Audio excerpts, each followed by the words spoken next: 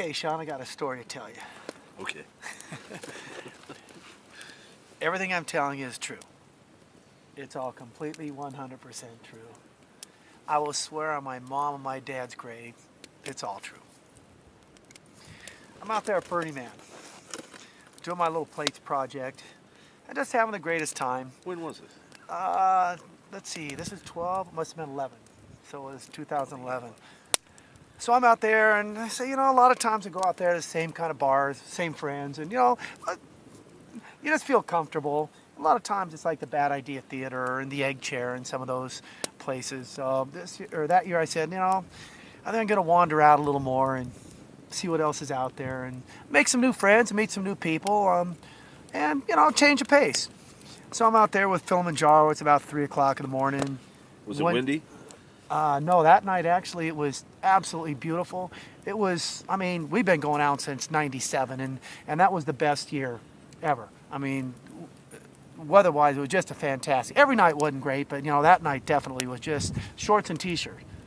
So I'm out there, see if he wants to shoot back. He was hanging out there. I think we were at Bad Idea that night. So I decided, okay, I'm going to roll back, and our camp was on D Street. So instead of going back on D, I went back on E and was looping around.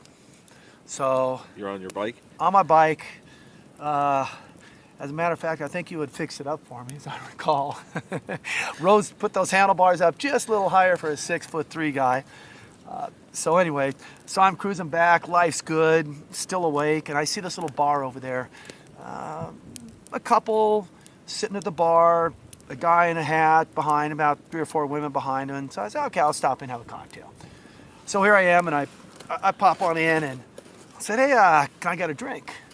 He goes, yeah. So you got a cup? I go, no, don't have a cup. He goes, well, what are you going to do to earn a cup? I just kind of want to bite my tongue. What are you going to earn a cup? Let's see, I put about pretty close to 300 hours of my life before I ever stepped foot on the playa. And even setting up out there in the hot sun out there at the far fence, setting up that plates project, took me 5-6 hours. Just, having a couple beers, life's good. I'm enjoying doing it, but, it's a fair amount of work. And I'm thinking, well, can't you just give me a cup? The guy got a whole box. I look over, there's a whole box of camp cups. So he goes, what are you going to do to earn it? Or I said, Well, maybe he didn't know you did the fence project, or... Yeah, but you don't assume that. You give people stuff. Unless you're doing something like a game where they got to earn it. Like you talk to Joe Friday, our Dragnet kid. Then I understand that. But if you got a bunch of them, it's just a gift. They don't have to earn a cup. If you're running out low, I totally understand that stuff. So I go, well, how about if I get you a glow stick? Of course, I don't have a stinking glow stick, but I got a bunch of pretty cool gifts. I had made, yeah, so I had made like close to 400, and like one pocket has like the really good stuff. Another pocket has some nice stuff. Another is the stuff not so crazy about. I don't know you very well, but here it's it's all handmade. So here, have a little medallion I made, and I give a thing to the couple. Yeah, okay, sounds good, man. What do you want? So I get a cocktail, and I wanted something different. I said, I'll get a gin and tonic. Probably the first gin and tonic I've ever had in the playa in my life, but said, okay, let's do something different. So get a cocktail and start talking to people, and so I'm talking to people next to me, and well, what are you doing? Oh, we're with this car. I've been out here with this group about 6 or 7 years. Just kind of helped set up. And they go, what do you do? I said, well, I do a little different things. I've been CEO of our camp, and last few years I've been doing projects. I said, I'd like to go out on the fence. She goes, the fence? Did you do the fish last year?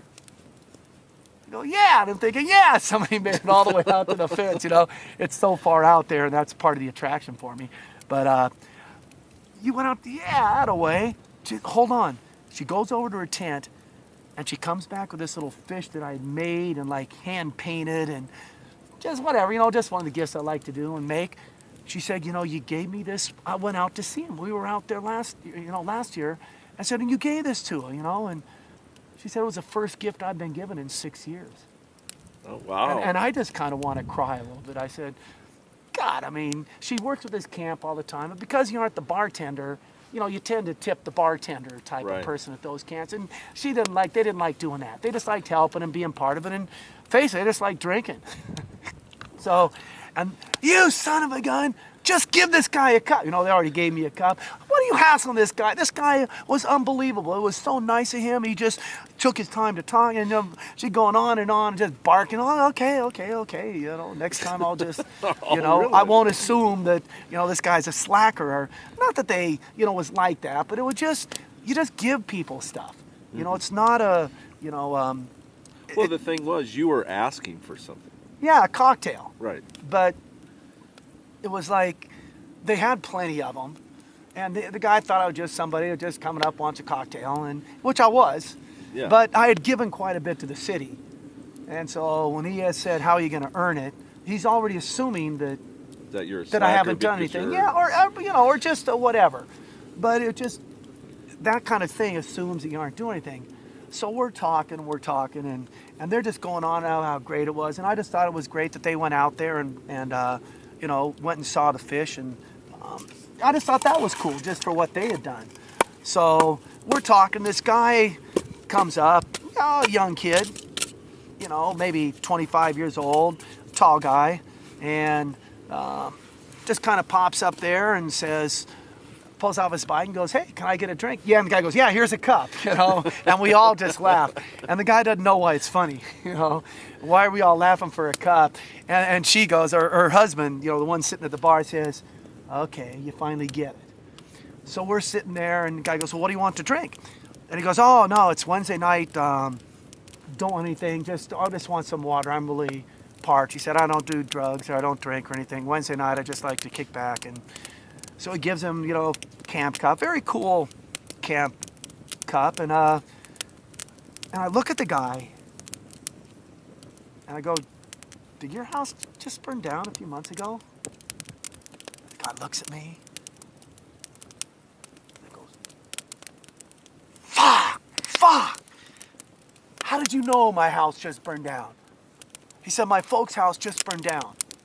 I said, "I've never seen you. I don't know who you are. How did you know that?" And I go, "Well, I don't know what's going on tonight, but ask these people what happened." And so they go on and tell the story about the fish and how I was just this random guy who walks up, and I had randomly given him a fish. And I go, I don't know what's going on. I said, "But something going on tonight out here at Burning Man, and I've had this feeling before."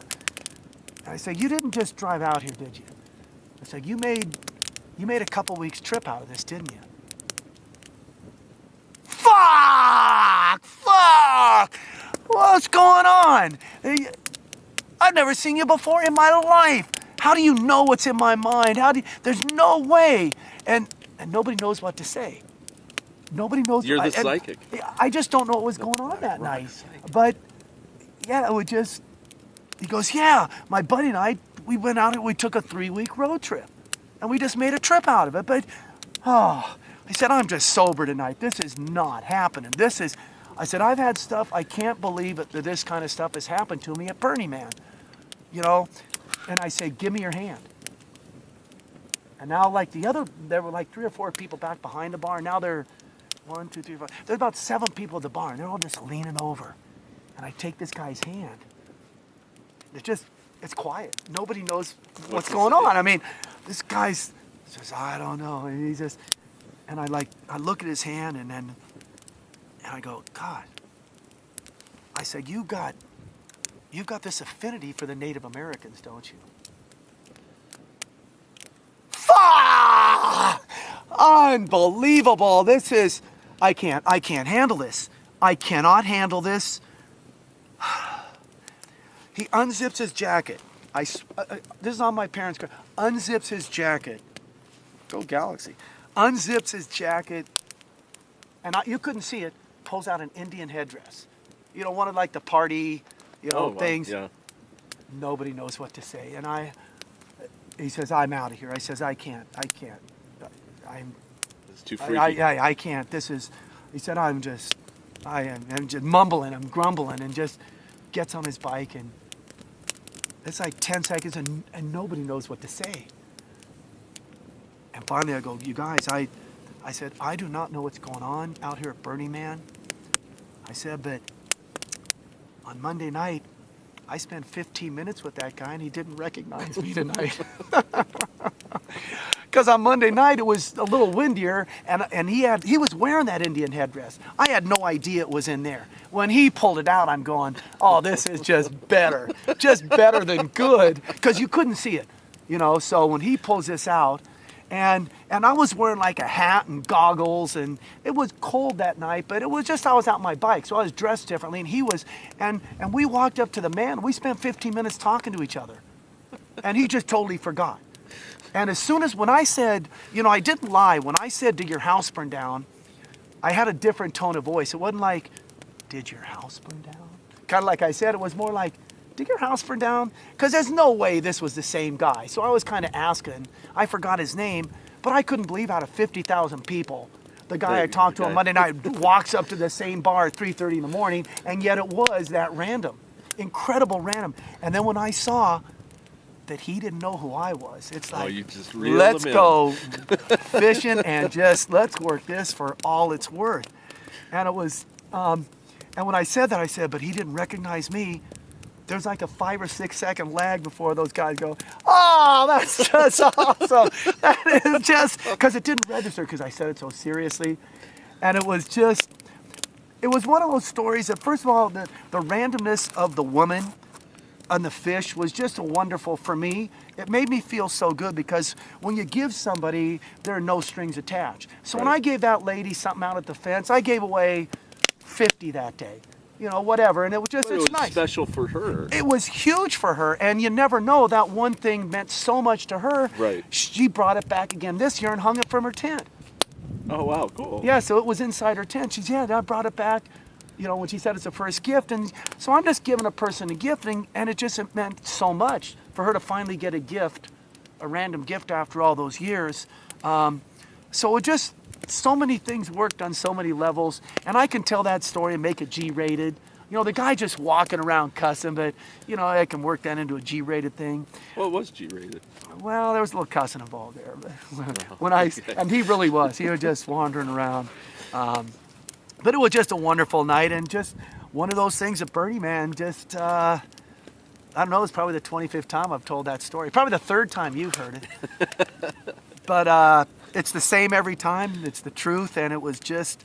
It's a fun story. It's one of the neatest things that really has ever happened to me out there, for sure. Did you ever see him again and explain how? No, and he I don't... probably is just pulling out his hair. Yeah, the guy's got to believe that ESP is real. I mean, that kind of experience... Yeah. Unless he goes back and said, okay, who knew my house burned down? And maybe he's driving home and figuring out.